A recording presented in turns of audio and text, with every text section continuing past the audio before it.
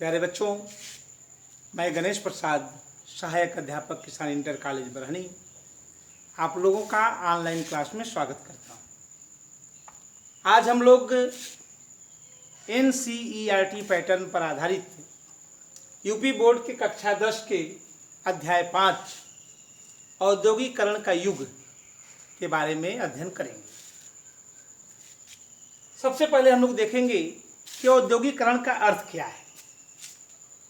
औद्योगिकरण को समझने से पहले हमें उद्योगों को समझना होगा। उद्योग से आशय विज्ञान और तकनीक की सहायता से जब हम नवीन उपयोगिताओं की चीज़ों को जब हम बनाते हैं तो उसे उद्योग कहते हैं, और जब उद्योगों की श्रृंखला व्यापक रूप धारण कर लेती है तो यह प्रक्रिया बन जाती है जिसे औद्योगिकरण कहते हैं। संक्षेप में हम कह सकते हैं कि औद्योगिकरण का आशय निर्माण उद्योगों की स्थापना एवं उसके विकास से है। जब हम लोग औद्योगिकरण की शुरुआत की बात करते हैं, इसको जरा समझते चलिए आप। इस पे जो महत्वपूर्ण बिंदु है इस पाठ के, उनको मैंने बिंदुवार लिख दिया है।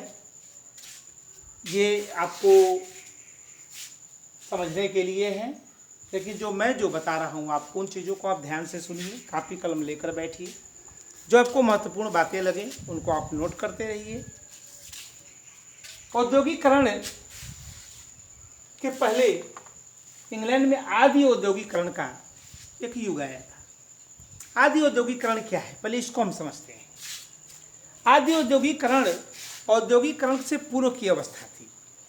इसमें जो किसान थे, चूँकि किसानों की स्थिति बहुत अच्छी नहीं थी और जो कृषि उत्पादन से थे उससे उनकी आवश्यकताओं की पूर्ति नहीं होती थी, तो ऐसे समय में व्यापारियों ने किसानों से मुलाकात की, उनको इस चीज़ के लिए प्रोत्साहित किया कि हम आपको कुछ चीज़ें उपलब्ध करा देते हैं और आप इसको घरों पे ही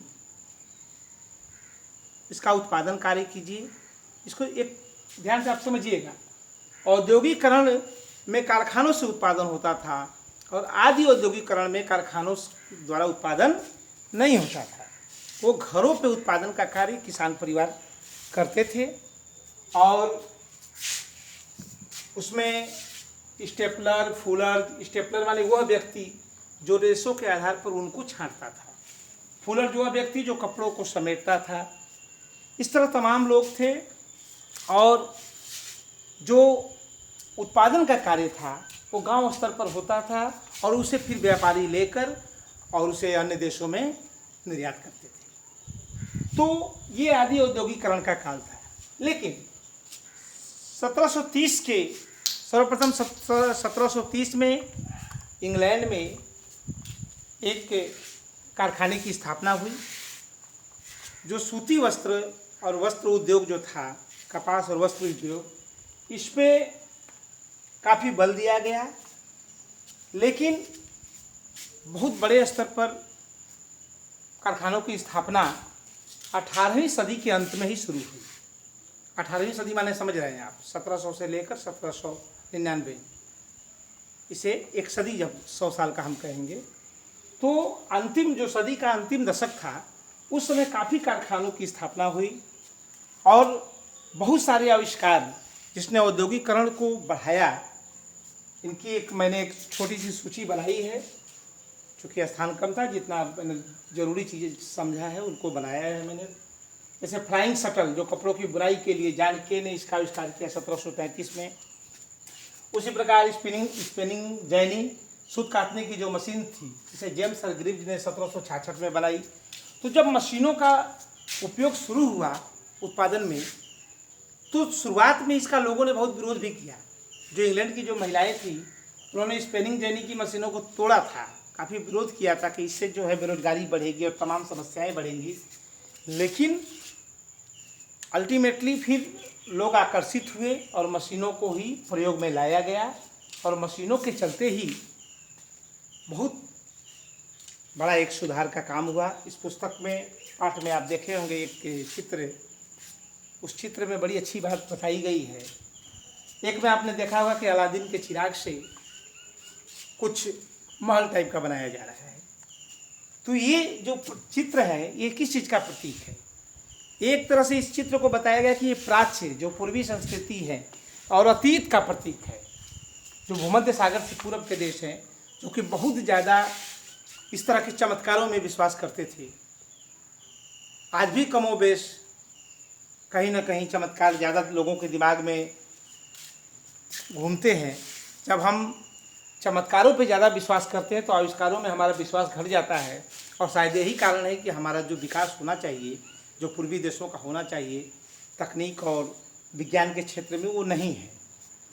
और दूसरा एक आपने चित्र देखा होगा, उस चित्र में दिखाया गया है कि किस प्रकार एक इंजीनियर जो है वो पुल बना रहा है, बड़ी बड़ी गगनचुंबी इमारतें बना रहा है, तमाम चीज़ों का आविष्कार कर रहा है। तो ये आविष्कार है, ये आविष्कार की ताकत है। इसी आविष्कार की ताकत ने पूरे विश्व को बदल कर रख दिया। जो औद्योगिकरण में तमाम ऐसे आविष्कार हुए जिन्होंने, जैसे टेलीफोन हुआ, इससे संचार के साधन के रूप में, संचार के माध्यम के रूप में इसने क्रांति ला दी। एक जगह से बैठकर ही लोग अपने व्यापार को दूर देशों से भी करने लगे, दूसरे देशों से बात करने लगे। भाप इंजन जो कि माल ढुलाई के लिए एक वरदान साबित हुआ, जेम्स वाट ने जो बनाया, सामान को एक स्थान से दूसरे स्थान पर बहुत बड़ी मात्रा में बहुत आसानी से पहुंचाया जाने लगा। तो इस तरह करके जो भी आविष्कार हुए उसने औद्योगिकरण को बहुत बढ़ावा दिया, और इससे पूरी दुनिया एक बदले हुए स्वरूप में नजर आई। आप जानते हैं कि necessity is the mother of invention, आवश्यकता आविष्कार की जननी है। तो जब जब व्यक्ति को आवश्यकता महसूस होती है, चीज़ों की आवश्यकता महसूस होती है, तो वो उस हिसाब से नए नए आविष्कार करता है। इससे मनुष्य का जीवन भी सरल होता है, और जो विकास का जो पैमाना माना गया है, जो एक भौतिक उन्नति का पथ प्रशस्त करता है, जो आविष्कार है। भारत में हम जब औद्योगिकरण की बात करते हैं तो मशीन उद्योग के पूर्व अंतर्राष्ट्रीय बाजार में भारत के जो रेशमी और सूती वस्त्र थे उनकी बहुत मांग थी। जो आर्मेनियन, पर्शियन जो व्यापारी थे वो भारत के माल को एशिया, यूरोप, अफ्रीका तक के देशों में बेचते थे, काफ़ी लाभ कमाते थे। इन कपड़ों की बहुत मांग थी, और उस समय मसूलीपट्टनम और हुगली जैसे महत्वपूर्ण बंदरगाह हुआ करते थे। लेकिन जब 1750 के दशक के बाद जब भारत इंग्लैंड के उपनिवेश के रूप में बदल गया, जब अंग्रेज़ों का शासन एक अब भारत पर चलने लगा, उसके बाद से उद्योगों में भारत की स्थिति दिन प्रतिदिन खराब होती थी। जो यहाँ की चाहे कृषकों की स्थिति हो, चाहे बुनकरों की स्थिति हो, वो बहुत ही खराब हो गई, उनकी दशा अत्यंत दयनीय हो गई। और अंग्रेजी उपनिवेश के अंतर्गत भारत के जो प्राचीन मसूलीपट्टनम, हुगली जैसे महत्वपूर्ण बंदरगाह थे, उनके स्थान पर कोलकाता, मुंबई जैसे नए बंदरगाहों का उद्भव भी हुआ। तो भारत में जो औद्योगिकरण लाया गया उसकी एक बड़ी कीमत भारत के कृषकों, बुनकरों और यहाँ के जो कुटीर उद्योगों में जो लोग लगे थे उनको चुकानी पड़ी। बावजूद उसके बाद में कुछ विकास हुए। बुनकरों की स्थिति के बारे में अगर बात की जाए तो उनके सामने जब मैनचेस्टर, इंग्लैंड के जो मैनचेस्टर जो कि अब सूती वस्त्र के उद्योग का एक महत्वपूर्ण केंद्र बन गया था, तो वहाँ के जब सूती वस्त्र उद्योग से जब भारतीय बुनकरों को सामना करना पड़ा तो उनके सामने बहुत सारी समस्याएं आई। जो सबसे मुख्य समस्या थी कि वो मशीन से उत्पादन करते थे, उनका सस्ता पड़ता था, यहाँ हाथ से सब कुछ करना पड़ता था। फिर अब जो हमारे देश के जो बुनकर थे उनके उत्पादन की क्षमता एक सीमित थी, और जो मशीनों से उत्पादन होता था उनकी क्षमता को मशीनों के द्वारा बढ़ाया जाता था। तो इस तरह करके बुनकरों के सामने बड़ी स्थिति गंभीर थी कि वो किस तरह प्रतिस्पर्धा करें, और इस प्रकार धीरे धीरे जो कि विश्व व्यापार में भारत के कपड़ों का जो प्रतिशत था वो बहुत गिरा, और अंत में आते आते 3% पर आ गया, और धीरे धीरे जो यहाँ के कुटीर उद्योग थे वो समाप्त प्राय हो गए। ब्रिटिश सरकार ने यूँ कहिए कि जो अन्य उद्योग थे या जो भी उनके प्रतिस्पर्धा में कुछ भी करना चाहता था, उसे एक तरह से उन्होंने समाप्त कर दिया, क्योंकि उनके पास सारे संसाधन थे, पैसे थे, सिस्टम था, मशीनें थी। तो भारत के बुनकरों की स्थिति खराब हुई। उसके बाद में भारत में कारखानों का भी विकास शुरू हुआ। भारत में जो पहली कपास या कपड़ा मिल है वो 1854 में बम्बई में स्थापित हुई। पहली जूट मिल बंगाल में 1855 में स्थापित हुई।